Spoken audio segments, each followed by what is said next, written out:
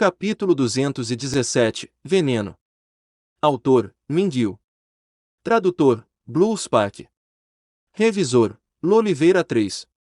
10 dias.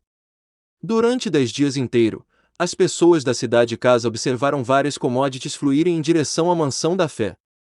Toda a mansão da fé parecia uma besta gigante que comia e comia sem se preocupar em estar cheia.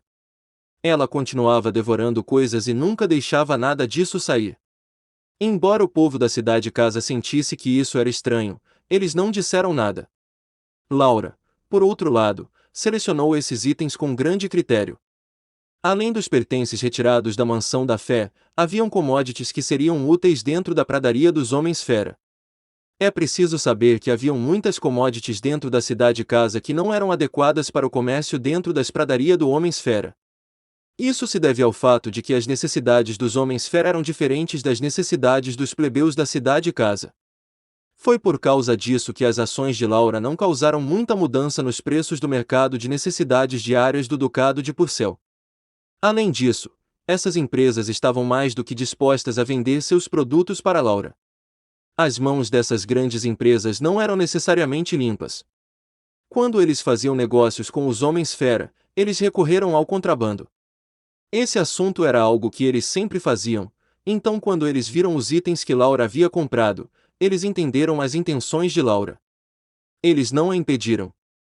Embora eles não ganhassem muito vendendo para ela, ainda era uma transação instantânea. Estes também foram bens que poderiam ser transportados rapidamente por baixo dos panos, então não havia nada de estranho nisso.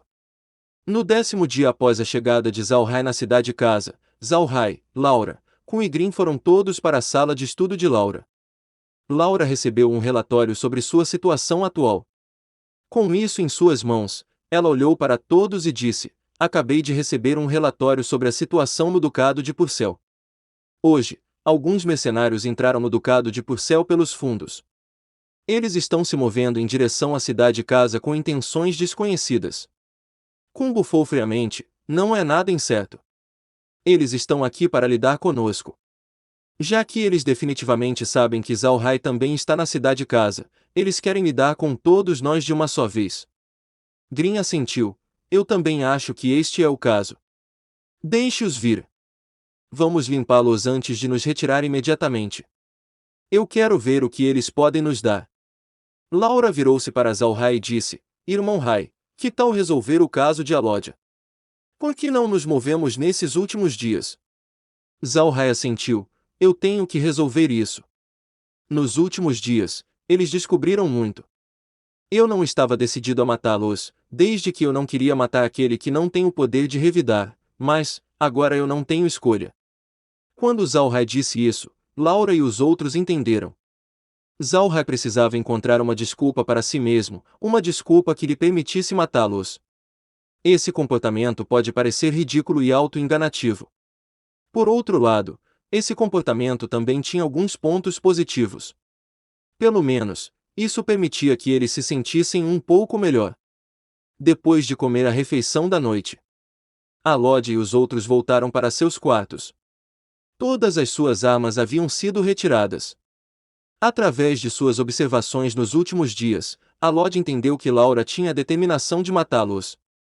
Infelizmente, Alódia não pôde fazer nada. Eles não tinham armas e estavam cercados por todos aqueles mortos-vivos. Ninguém poderia escapar de tal coisa. Tudo o que podiam fazer era ficar em seu quarto honestamente.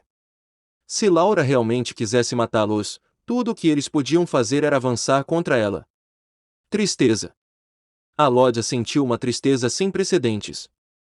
Ele estava pensando em quão alto astral ele estava antes. Não importava para onde ele fosse no Império Aksu, desde que ele revelasse sua identidade como subordinado de Caro, ninguém ousaria prejudicá-lo. Contudo, agora, ele havia caído numa situação em que ele só podia esperar por sua morte.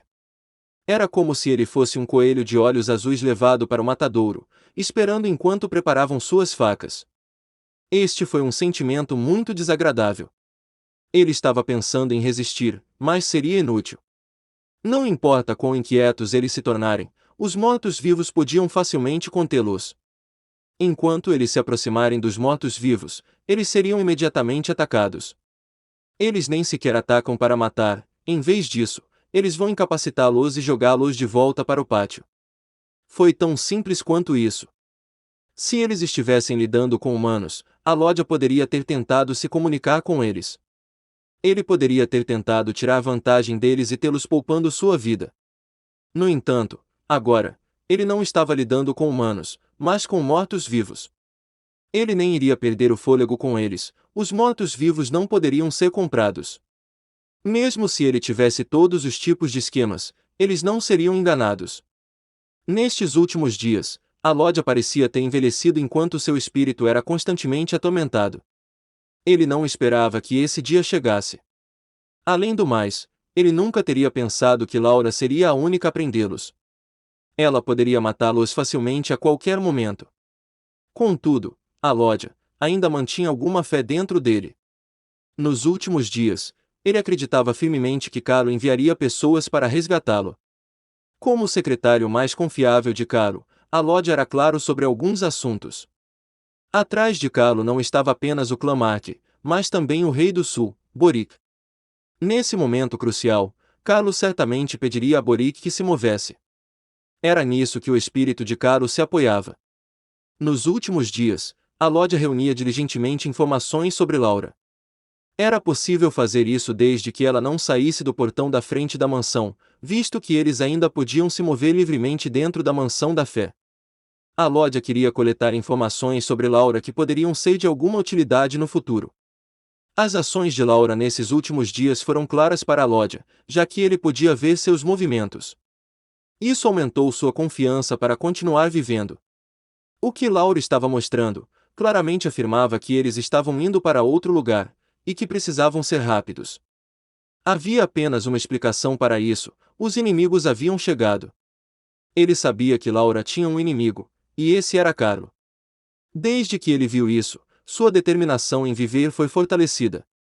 Ao mesmo tempo, Alodia observou vários armazéns no pátio traseiro da mansão da fé. Aparentemente estes armazéns foram constantemente preenchidos. Carruagens continuaram a ser puxadas e preenchidas com commodities, mas era como se os armazéns fossem um poço sem fundo. Alodia não suspeitou do uso de equipamentos espaciais dentro do armazém.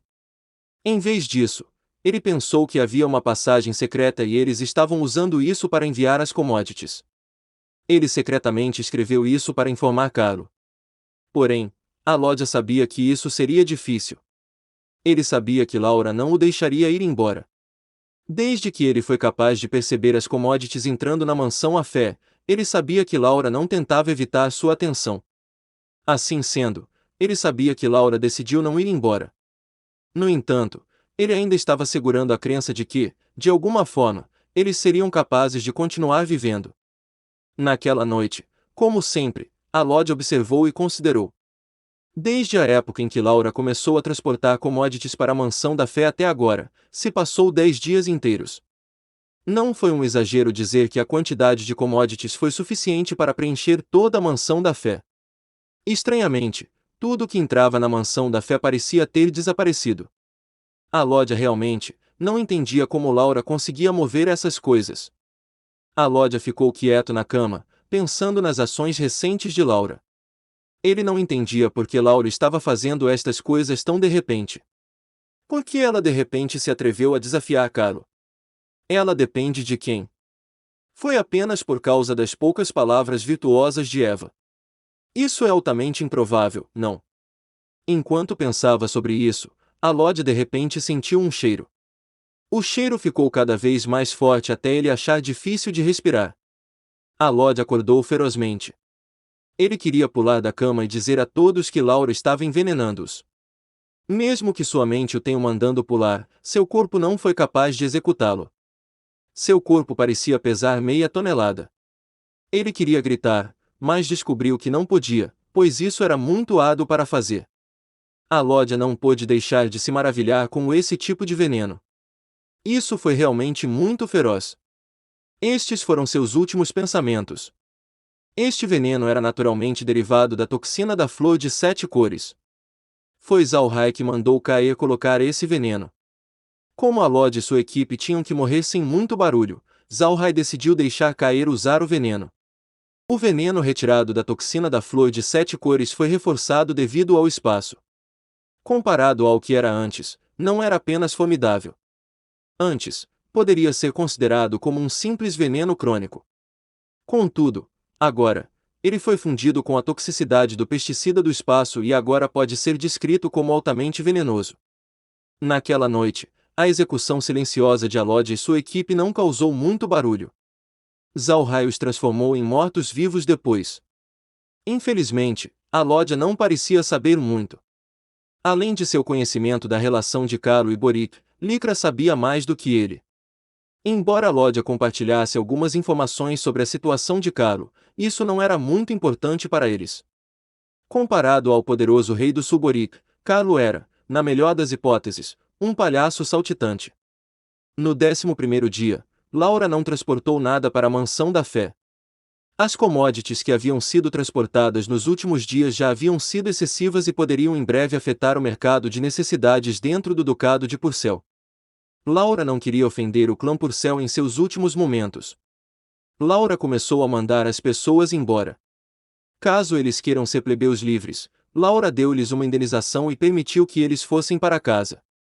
O resto era a parte mais leal de seus subordinados e seguiriam Laura. Kun já os contou antes e, ao todo, somavam 54 pessoas. 22 eram guerreiros, enquanto os demais eram escravos que Laura comprará quando começou a trabalhar no Ducado de Purcell. Essas pessoas não eram mordomos e os assuntos tratados por eles não poderiam ser considerados importantes. Por outro lado, pode-se dizer que eles eram os mais leais de seus subordinados. 3 deles eram carpinteiros e outros 3 eram ferreiros. Havia também 4 pessoas especializadas em criar bestas mágicas, também chamadas de tratadores, se estivessem na Terra. Além dessas pessoas, os indivíduos restantes eram membros do clã. Os homens geralmente eram mordomos enquanto as mulheres eram empregadas ou cozinheiras. Adicionando Laura, Kun, Nier, Karen, Kiel e Sérgio, havia um total de 70 pessoas se juntando ao clã Buda. A partir de hoje, eles não eram mais membros do clã Mark, mas pessoas do clã Buda. E este é o fim do capítulo. Espero que tenham gostado. Não se esqueça de nos seguir no Castbox, Spotify, TikTok e YouTube. Se inscreva, comente e compartilhe. Isso é muito importante. Fiquem todos com Deus. E até o próximo capítulo.